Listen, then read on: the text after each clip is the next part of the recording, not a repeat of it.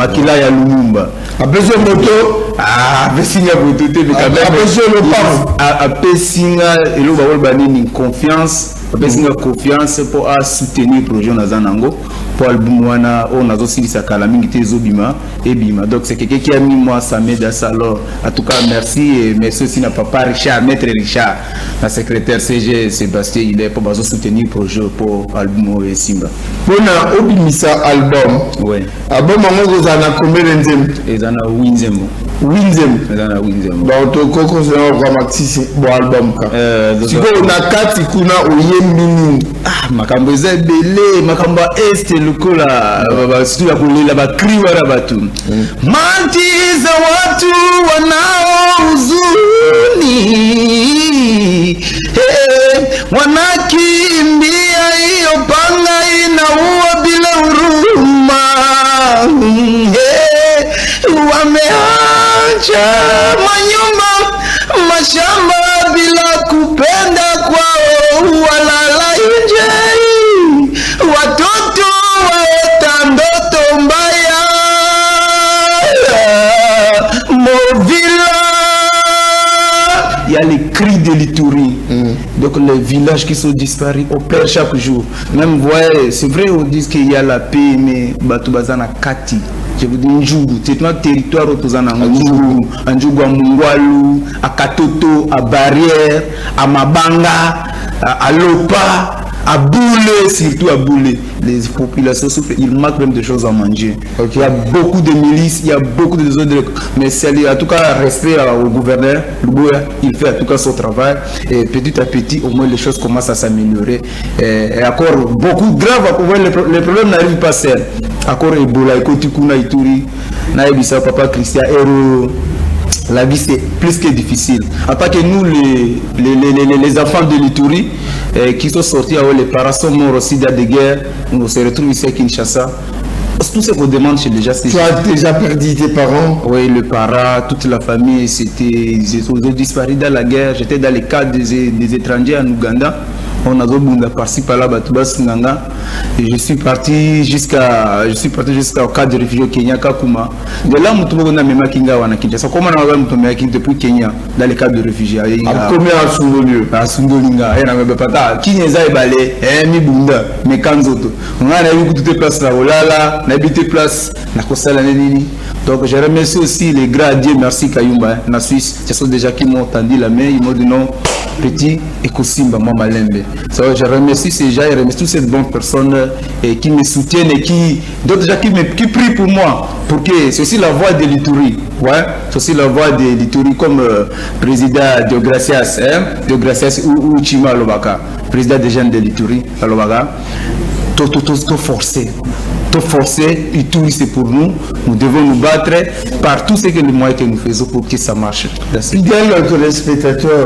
Fidèle téléspectateur, ça fait mal, mais bon, je vais pas entrer là-dedans parce que je risque de perdre les émotions positives pour conduire cette étrange. Il a perdu ses parents, il a perdu toute sa famille et par quelle occasion il s'est retrouvé à Kinshasa, nous ne savons pas. Comment il vit à Kinshasa, nous ne savons pas. Mais il persiste. Ouais. Il tient à sa musique parce que c'est du talent. Il a un don inné.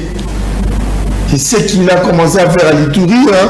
Ouais. Et ce qu'il continue à faire ici. Maintenant, il y a un problème de moyens. Ouais. Un ami, on a peut-être un donc,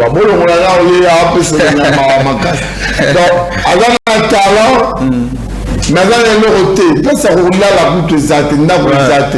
Avec vivre un bon mot. Donc ça dit que tu as un talent mais vu que guerre est à se retrouver là qui ça a famille de côté a commis mendiant. Bien va bolinga culture à Congo. Vraiment. Bon, comme la table de sauter tout ça même numéro monto bo sungaé. Bande munaye et bima. Comme ça a réalisé ta passion na wana ya ruyemba. Abo ça va bot na yo ba kufi na est. On a la guerre, ça dit 30 ans, ça dit il y a beau temps à couper ma camboire. Tala le loi comité la caca pour la makambo wana fidèle téléspectateur. C'est très important. Tout ça ça la rabi sur. Mais attends, moi la question moi là ba pandisa moi. Ouais. Na koki comme ça complaisance na hauteur. Mais on vous accuse aussi. Ouais. Vous là les gens de l'Est. Ouais. Kaka bino mo ronde vous avez corrompu, vous continuez à me l'envoyer par rebelle. Ou quoi ça vous souligne? Bien, Papa Christian, je vais être un peu clair. Comme je l'ai dit au début, Nazamo Naïtour, Nabotami Naïtouri, je n'ai pas quitté l'Itouri lorsque je suis un bébé. Naza n'a quitté l'Itouri après diplôme, après ma famille, tout ça va désordre. Il y a beaucoup de choses qui se passent chez nous. Mais bon, à Kinshasa, ils ont la passe, c'est la vérité, il faut boué. Mais moi, je dis ceci, c'est le moi, hein, et je suis responsable de ce que je dis. Ouais. Moi, je dis ceci, attaquer, moi, tout le monde, parents, Koufi, famille, Koufi, ils ont une histoire à raconter. Ils ont vraiment, arrive-moi, la réalité, ils ont il tourne en soi, batou, étranger, bazalagati. Hein? Ils ont Congo, Congolais, déjà qui sont corrompus par l'argent. Ouais. Ils sont corrompus par certains groupes. Donc, le problème c'est que la population est divisée dans mon continent. Alors maintenant, combattre, utiliser Mongo, tel monde créer groupe divisé. Donc on a Ituri, telle tribu, on a l'Inde, on a Yema Bazobomana, Balubara, Balur, il faut basonana. Donc on va créer après ça, les richesses vont être volées, et les populations se théâtre et des désordres qui arrivent, et on dit que ce sont les étrangers. Parce que nous sommes d'abord unis. Est-ce qu'un étranger peut venir nous voler chez nous? Voilà. C'est possible quand même. Si d'abord nous, attends, même si Est, Mobimba, Toloba, Beni, Toloba, Goma, tout ça, si d'abord Biso ba Congolais, tout ça d'abord Ani, Tolingi na Biso ba des autres, Batubaya Teko, déstabiliser Biso na Moko, diviser Biso. Est-ce que nous t'avons été? Tu dénonces, tu as un Congolais. Et là, ça va continuer Biso, ne va diviser Biso. Yamonde Moussala Makassi, les gouverneurs militaires du Boya Kanchama, à Zosala na côté Haïti, bravo et félicitations vraiment son excellence, mon général, le Boya Kanchama, Zosala pour la stabilité de Haïti, malgré guerre, on a développement écoute en Haïti. Nous espérons que Tibino Maboko pour la Boki Nelivoso, pour la Moka Oyo écoute à Kinya, Kinya écoute à S, alors fidèle téléspectateur, pour essuyer les larmes. La mission ya mwana ou ya mokeo akatisi bisangana bibale pona okoma na Kisasa balimi kotika tazo ko baka rapport na sauver talent na ye. Nous allons prendre l'opérette Minzoto Wela. L'opérette Takinga. C'était l'orchestre Minzoto Wela avec Tarbi Falo.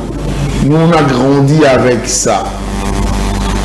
Alors pour vous rafraîchir la mémoire, pour vous rappeler un peu de ce que c'était, ces grands groupes, avec Takinga, avec tous ces gens-là, nous allons demander à la réalisation de nous proposer un extrait de l'opérette Takinga.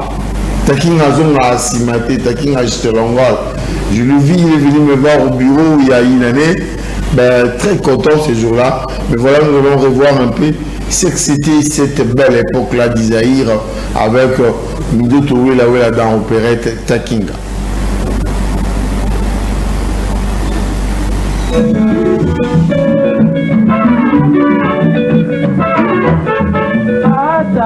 Naye lelo kotuna yo mwalikambo naye lelo kotuna yo mwalikambo